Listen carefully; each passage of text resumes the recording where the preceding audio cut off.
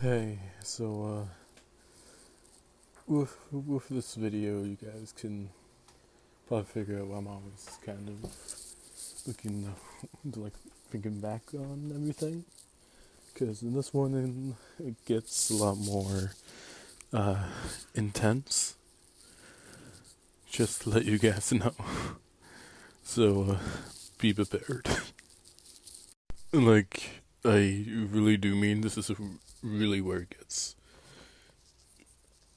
starts to get a bit more real, especially looking back on everything. And this is usually why when I talk about it, I'm just so uncomfortable. But anyways, I'm not going to give any names this time. Um, this is the story about the time me and my friends found a dead body.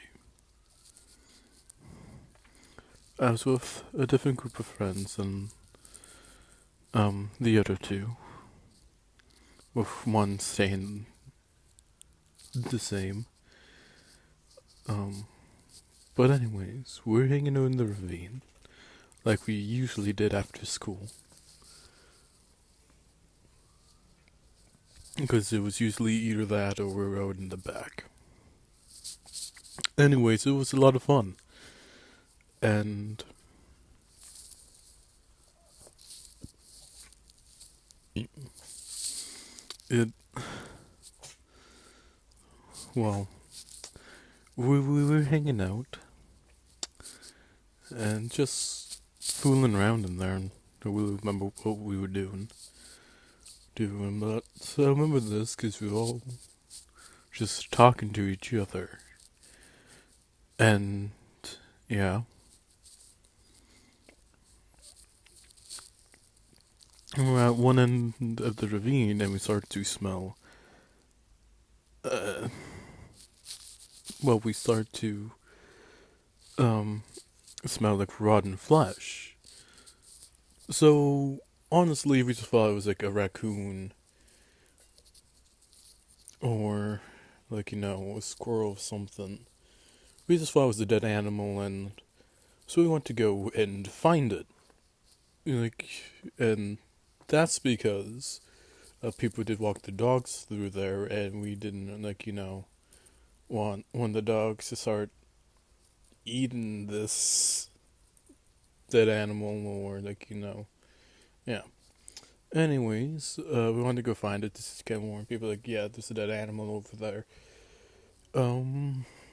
So we go to find it. Like we're following our noses at this point. So we went from one end of the ravine to the other, and we go a bit off the normal pathway through the ravine to trying to find it. As from what we can tell, it was off the path, but still we don't want somebody to let the dog off the leash and just go down and go over and get this damn thing, because that wouldn't be good.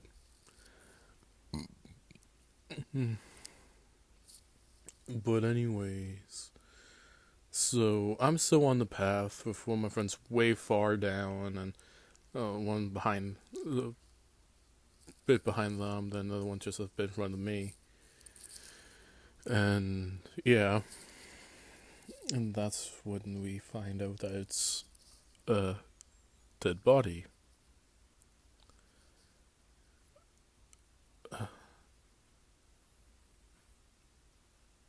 Yeah, that's when we find out.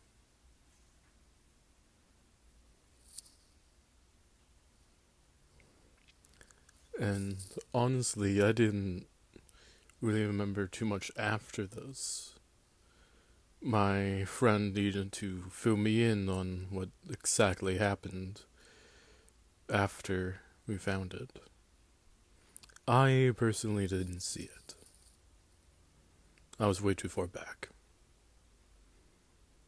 But anyways, from what my friend has told me,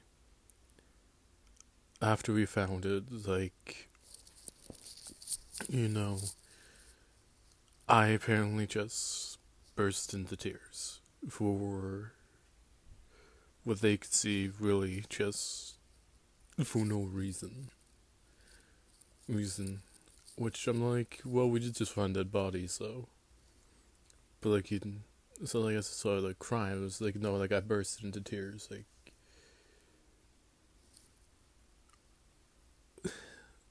Like, was it like I'm crying? Like, I was crying, if you know what I mean. And I don't really remember that. Anyways, apparently walked back up, kind of the hill path that we used to get down there, and walked back up to a point where we would usually stop and hang out for a bit. And this is when it got really, well, intense, I guess. Because I was still crying and they were trying to calm me down, and apparently they just couldn't. And from like what my friend told me, it was like around like 30 minutes to an hour is in between that for how long they were trying to calm me down for. The thing is, I didn't remember really much any of that.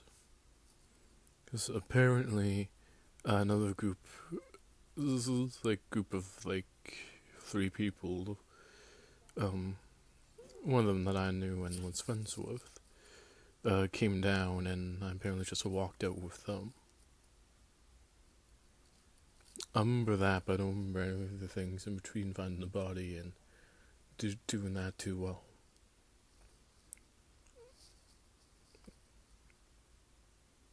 Which is what I thought was just such a really insane. It really still bugs me to this day, because they look back on the other stuff, and you can see how this all could be connected, even with the further stories to come. Because no, this isn't the last one that's connected to that ravine. And I highly doubt even the one that I have as the last one from now won't remain the last one connected to that ravine.